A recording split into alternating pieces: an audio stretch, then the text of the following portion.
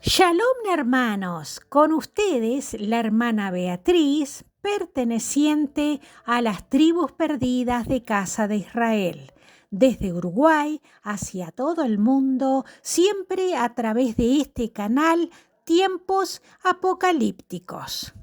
Les recuerdo que pueden enviar sus comentarios al email que aparece siempre en pantalla o dejarlos en la caja debajo del video. En este mes de agosto, aquí en Uruguay, hay dos fechas muy marcadas en nuestro calendario. La primera de ellas es la conmemoración de la independencia de esta patria. Y la otra fecha anterior a esta es cuando la mayoría de los habitantes de este país optan por salir a reunirse para celebrar, para recordar con nostalgia aquellos días que hace ya mucho tiempo dejaron atrás. Pero el asunto es que esas personas, y esto lo digo sin ánimo de ofender a nadie, si bien hacen un paréntesis en sus vidas esa noche, recordando lo que para ellos fueron buenos tiempos, terminado el festejo, vuelven a ser las mismas personas amargadas, angustiadas, deprimidas, con los mismos problemas, sean familiares o laborales. En una palabra, siguen en ese mismo círculo vicioso sin poder encontrar una salida, una solución a sus problemas. ¿Por qué está pasando eso en la sociedad? Porque la mayoría de la gente está muy alejada de los asuntos de Dios. Y es por esta razón que se sienten vacíos espiritualmente. Su vida es una tediosa rutina, sin ganas de hacer nada, depresivos, en fin, en un aburrimiento total. Ya es tiempo de cambiar la manera de pensar, de salir de esas viejas estructuras mentales que no nos llevan a encontrar el camino que deseamos. Hay que renovarse. Ya lo decía el Mashiach Jesucristo hace más de 2000 años. Pero da la impresión que la humanidad no está siguiendo las enseñanzas del Gran Maestro. Dicen las Escrituras: no os conforméis a este siglo, sino transformaos por medio de la renovación de vuestro entendimiento. Aquí el Señor nos está indicando que ya no tenemos que vivir según los criterios que actualmente nos rigen, sino que tenemos que cambiar nuestra manera de vivir para llegar a conocer la voluntad de Dios, lo que sea bueno, agradable y perfecto para nuestras vidas. Esta fue la enseñanza que nos dejó el maestro Yeshua, por ejemplo, en el Brit Hadashah o Nuevo Testamento, en el libro de Juan, en el capítulo 4, versículos 1 al 25, donde encontramos la descripción del encuentro que tuvo el maestro Yeshua con la mujer samaritana. Es un relato algo extenso en el cual se indica en la primera parte que el Maestro Jesucristo salió de Judea, una región al sur de la antigua Palestina, para llegar a la provincia de Galilea, situada al norte. Pero para hacer ese trayecto, dice la Escritura, le era necesario pasar por Samaria. ¿Y cuál era el problema? Hay que tener en cuenta la ubicación geográfica de Samaria. En la época del Mashiach Jesucristo, Israel estaba dividido al oeste del río Jordán en 3 regiones: Judea al sur, Galilea al norte y Samaria ocupaba la zona central en medio de las dos, en medio de Judea y Galilea. Eran divisiones no solamente geográficas, sino que también habían grandes diferencias religiosas y culturales entre judíos, galileos y samaritanos. ¿Qué gran problema tenía Samaria? Para saber el origen de los samaritanos, su cultura, sus creencias, etc., tenemos que remitirnos a la Tanakh o Antiguo Testamento, al libro segundo de Reyes, en el capítulo 17. Allí se describe cómo fue poblada esa región de Samaria. Recordemos que Asiria había llevado cautivas a 10 de las 12 tribus de Israel unos 700 años antes de Jesucristo. Esas 10 tribus nunca más volvieron a tierra de Israel. El rey de Asiria, que había conquistado a esta gente del reino del norte, hizo poblar esta zona que estaba bajo su dominio con gente que trajo de otros lugares y que a su vez se mezclaron racialmente con los que pertenecían a las 10 tribus. Con el tiempo, estos samaritanos no solamente tenían otras costumbres, sino también otra religión, llegando a ser idólatras. Cuando los judíos, que habían sido llevados cautivos a Babilonia, regresaron a Jerusalén, reconstruyen la ciudad y el templo, a lo cual los samaritanos se opusieron tenazmente. Se llegó a tal extremo que se generó un odio entre judíos y samaritanos. No se hablaban entre ellos. Cuando un judío pasaba o intentaba pasar por esa región, los samaritanos no los recibían.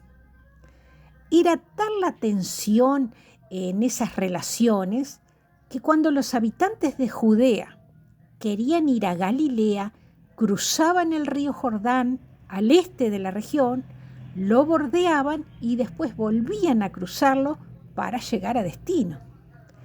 Por supuesto que el viaje se les hacía mucho más largo, pero dada la hostilidad reinante en esa zona, ellos preferían ese trayecto más largo para evitar así situaciones y problemas desagradables. Este era entonces el panorama reinante cuando el Maestro Jesucristo llegó a esa región, a la ciudad de Sicar, a un lugar donde había un pozo, el histórico Pozo de Jacob. Dice la Escritura que era como la hora sexta, es decir, el mediodía de nuestro reloj, cuando el Maestro, cansado del camino, se sentó junto al pozo a descansar mientras sus discípulos iban a la ciudad a comprar alimentos. En ese momento viene una mujer de Samaria a sacar agua del pozo. Si nos ponemos a pensar por un momento, a imaginarnos el escenario a esa hora del mediodía, cuando el sol está en pleno, con un calor agobiante, nos preguntamos cómo es que la mujer viene a sacar agua a esa hora y parece ser que ella era la única. Según las costumbres del lugar, las mujeres acostumbraban ir temprano a la mañana a sacar agua. He aquí el detalle. ¿Por qué ella viene al mediodía? Lo que sigue en el relato del capítulo nos dará la respuesta. El Señor le dice, dame de beber. Y aquí el Mashiach hace un quiebre de las viejas estructuras, un cambio en la manera de pensar. Para esto, el Maestro usa una estrategia para quebrar esas estructuras obsoletas y hablar con la mujer.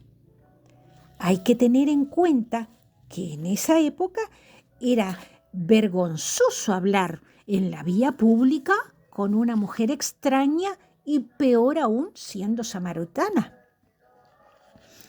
El Mashiach usa el agua como carnada, como anzuelo, para dar comienzo al diálogo con la mujer.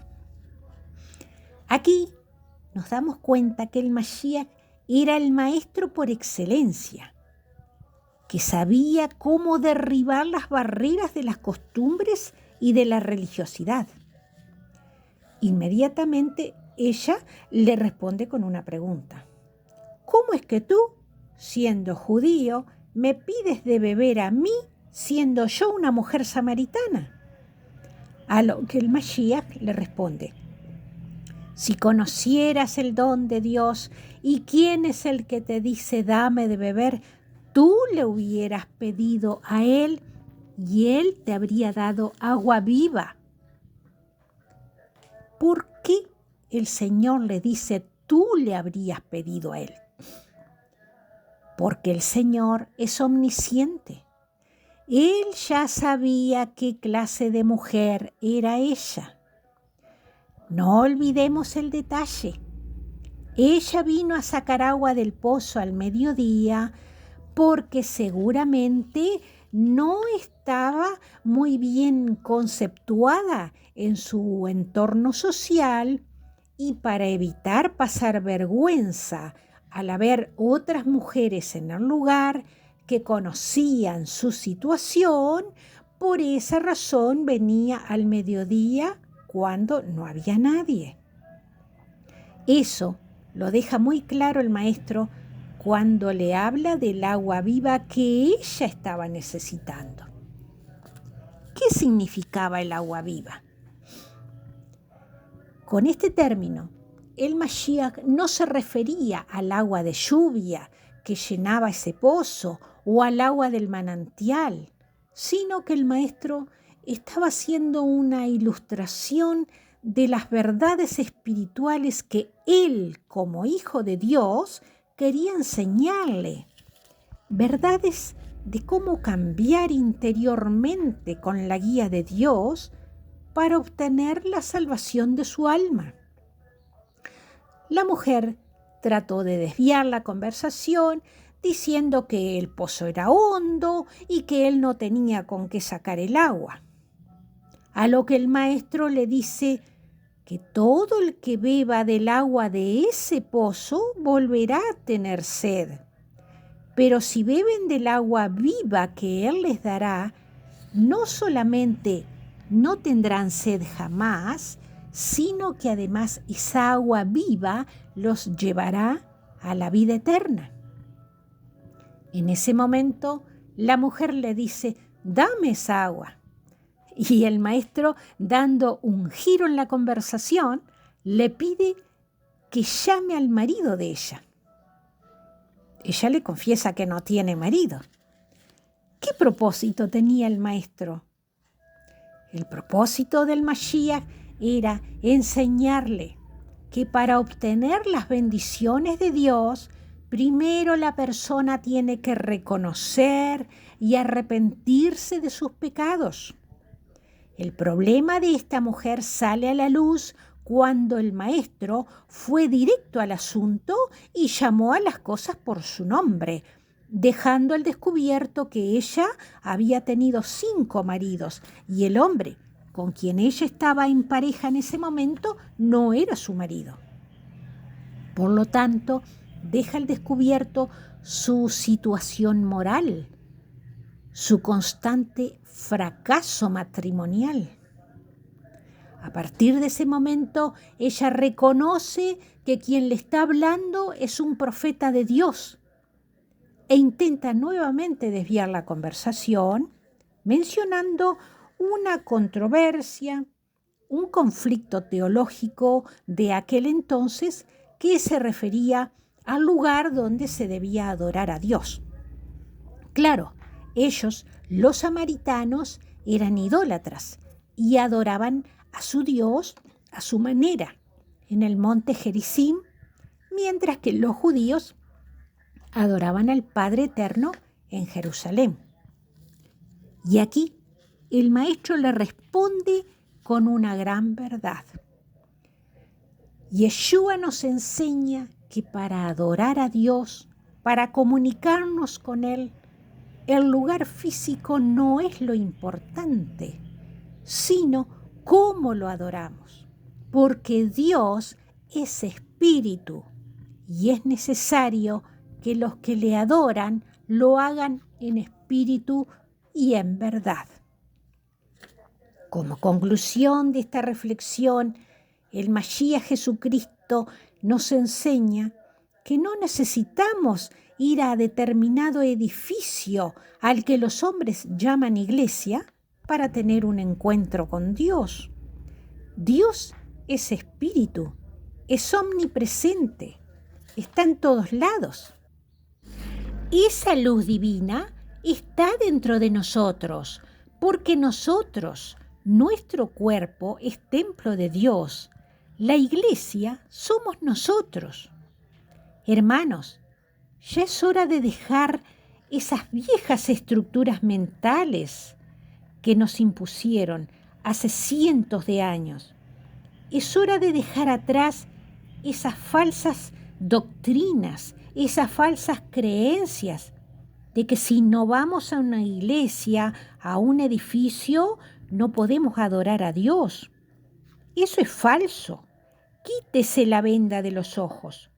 Reconozca que Dios es espíritu y nosotros somos el templo de Dios. No sigamos más recordando con nostalgia esa vida anterior, porque de esa manera nunca vamos a despertar espiritualmente. Espero que este mensaje les sea de bendición y los ayude a salir de las viejas estructuras mentales, que puedan cambiar su manera de pensar, como nos enseñó el Mashiach Jesucristo. Y de esta forma el Espíritu Santo, el Ruach HaKodesh, los guíe para tener un verdadero encuentro con el Padre Celestial, una verdadera comunicación con Él. No olvide de dar su like y compartir este mensaje a otras personas para que sea de bendición. No olvide suscribirse también para que les lleguen las notificaciones de nuevos videos. Será hasta nuestro próximo encuentro, Dios mediante. Bendiciones y shalom a todos.